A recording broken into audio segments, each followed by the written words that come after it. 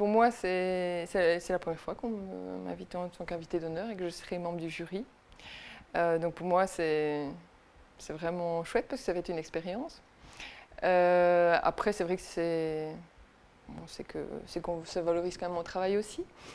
Et non, je serais très heureuse, en tout cas, de pouvoir juger humblement et objectivement le travail d'artiste. Mon parcours est un peu atypique. J'ai eu une révélation, je dirais, lors de ma grossesse de ma première fille à 28 ans.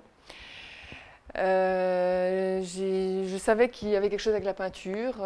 J'ai dit à mon mari, il faut que je peigne. Et donc, avant, la peinture ne m'intéressait pas, je dois dire. Je dessinais un petit peu quand j'étais jeune, mais voilà. Et donc là, je me suis dit, il faut vraiment que j'apprenne la peinture. J'étais sûre que j'avais une affinité avec cet art.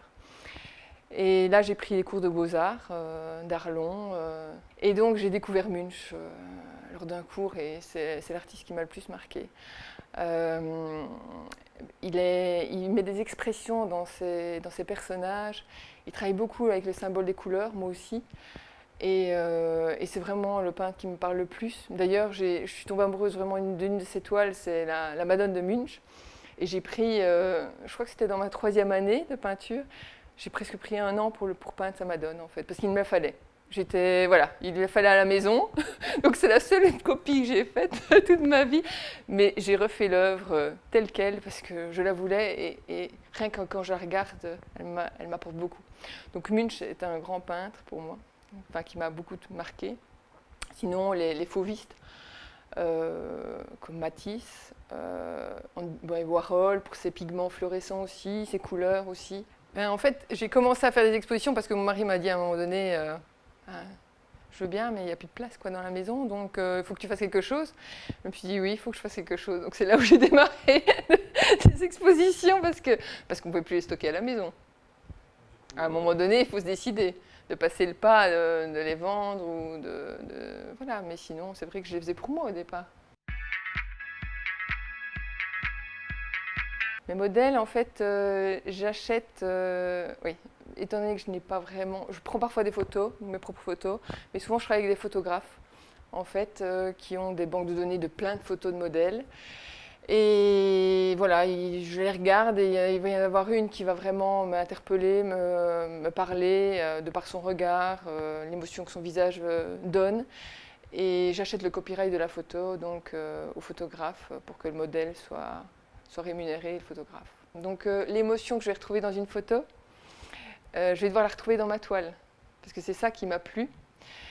Et les émotions, chaque émotion a sa couleur un peu. Donc par exemple, la colère, ça va être le rouge, la peur, ça va être plutôt le noir, le calme, c'est le bleu, la paix, quelqu'un qui est apaisé. Voilà, donc suivant ce que le visage va comment le visage va me parler, je vais mettre certaines couleurs sur ce visage-là. Donc je vais faire mon fond de ma toile avec les couleurs que j'aurai prédéfinies. Après, je fais un dessin grossier du visage dessus. Et puis, je travaille à l'huile, donc je vais faire tous mes panels de couleurs à l'huile. Et après, je travaille à la spatule, qu'à la spatule, les visages. Donc ce sont des petites spatules de différentes grandeurs. Et je vais vraiment sculpter le visage sur la toile. Donc la spatule me permet vraiment de faire du relief. J'adore les effets de relief que ça donne. Et les traits sont vraiment sont très puissants en fait. On arrive vraiment à mettre une puissance dans les traits quand je travaille avec la spatule, que je ne retrouve pas dans le pinceau. Et quand tout mon visage donc, est réalisé, je retravaille mon fond pour qu'il soit vraiment complémentaire à ma peinture. Le fond est très important aussi. Et voilà, donc quand elle est terminée, c'est vraiment que je retrouve exactement l'émotion que je veux retrouver dans le visage. Le visage doit retrouver cette émotion-là dans ma toile. Pas toutes mes toiles, mais certaines de mes toiles ont des pigments fluorescents. Et donc, dans la pénombre, avec une lumière noire, tous les pigments s'illuminent. Donc, vous voyez la toile d'une autre manière. Ouais. C'est très, très chouette. Non, j'en fais encore. Et lors de mes expositions, surtout quand je fais des expositions personnelles, parce que sinon je ne vais pas mettre les autres exposants dans le noir, mais souvent je fais une visite d'exposition à la lumière du jour et puis dans le noir, enfin dans la pénombre en fait, avec les lumières UV, pour que les gens voient les deux. Et je trouvais ça très intéressant de pouvoir utiliser les pigments fluorescents parce qu'ils ont une luminosité au soleil, donc la lumière du jour, ça reflète, ça a une intensité beaucoup plus importante encore. Les noms d'étoiles, vu que je travaille pas mal parfois des visages africains, indiens, etc., souvent je les nomme. Donc l'émotion que j'aurais vue quand j'ai vu le visage, je lui mets un nom qui a un symbole aussi, en fait. Par exemple, Kala, c'est l'art. J'ai fait Lilith, qui est la femme originelle, parce que voilà. J'ai mis Gaïa, la terre-mère. Enfin, elles ont souvent des noms assez symboliques, parce qu'elles m'ont... Voilà, ce que j'ai ressenti en les voyant, voilà. Et le nom a souvent un symbole par rapport à ma toile aussi. Et puis parfois, il y en a qui disent que, bah bon, après, voilà, c'est pas fait exprès, en tout cas, si... c'est que parfois on me retrouve dans mes toiles.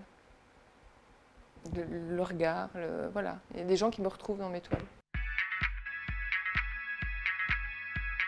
La musique, oh là, ça peut être plein de choses. Je passe par du Jacques Brel, par du Face No More, du Muse, ça peut être parfois du rap, du reggae, Bob Marley. Souvent, quand j'ai besoin d'énergie, quand je suis un peu fatiguée, je mets quelque chose qui pêche, du métal même, etc. Et ça me donne toute mon énergie. Enfin, c'est comme si ça me donnait l'énergie et que je la retransposais. Voilà, c'est quelque chose qui me revigore, la musique, et ça me donne un rythme dans mon travail. Voilà, je travaille toujours avec la musique. Quand on est vraiment bien dedans, il n'y a plus rien. Le monde n'existe plus, il n'y a plus que moi et la toile. Et on met tout dans la toile. C'est vraiment... on appelle ça le flow, c'est vraiment un niveau de concentration, un peu comme quand on fait pas du yoga, mais voilà, on est vraiment dans un... Voilà, il n'y a plus rien qui existe. Et je vous dis, 10 minutes, ça passe en 3 heures, c'est 4 heures, on ne voit plus le temps passer. Et après, j'ai plus d'énergie. C'est comme si j'avais tout mis dans la toile. C'est les moments où je suis le plus fatiguée. C'est quand j'ai fini une toile, c'est comme s'il m'avait tout pris. Donc voilà, il n'y a rien qui existe. Il n'y a plus rien. Je ne pense plus à rien, il n'y a plus que la toile. Moi et la toile. Donc voilà. Mais oui, vous arrivez à... Voilà. C'est comme si vous avez fait ça et c'est déjà fini. Enfin voilà, voilà, mon temps est... Les 4 heures que j'avais ou quoi sont déjà passées et je ne les ai pas vues du tout passer. On est fort isolé en fait quand même. Bien qu'on voit beaucoup d'artistes lors des expositions, on parle avec beaucoup, en plus avec les clients, c'est super chouette. Mais quand on peint, on est isolé, on est fort dans notre bulle et on pourrait être vite décalé du monde en fait. On est vraiment... Voilà, c'est quelque chose qui... La peinture peut être vite obsédante en fait et on parlerait que de ça, on serait que dans... Donc ça me fait du bien de faire autre chose, de m'obliger, voilà. Donc mon métier d'infirmière me complète bien en fait, je pense. Et puis j'aime bien la stabilité d'un métier quand même à côté parce que il y a quand même les aléas quand même de l'art, on peut plaire, ça peut bien marcher à un moment donné et puis voilà.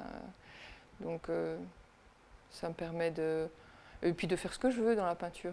Un artiste doit toujours faire, bon, après il faut avoir le temps, mais un temps de recherche, ouais, un temps de recherche, de compléter, de regarder beaucoup aussi les expositions et oui, la recherche, oui, parce que cette année-ci, j'aimerais bien intégrer les dessins de mon mari dans les peintures, dans mes toiles. Vous voyez, il faut toujours être à la recherche de choses, voilà, ne jamais s'arrêter. De toute façon, je pense qu'on n'est jamais abouti, en fait. On peut toujours, il y a toujours une évolution et on ne peut jamais se reposer sur ses lauriers en disant, bah voilà, moi, ma technique, elle est bonne, c'est bon, c'est toujours.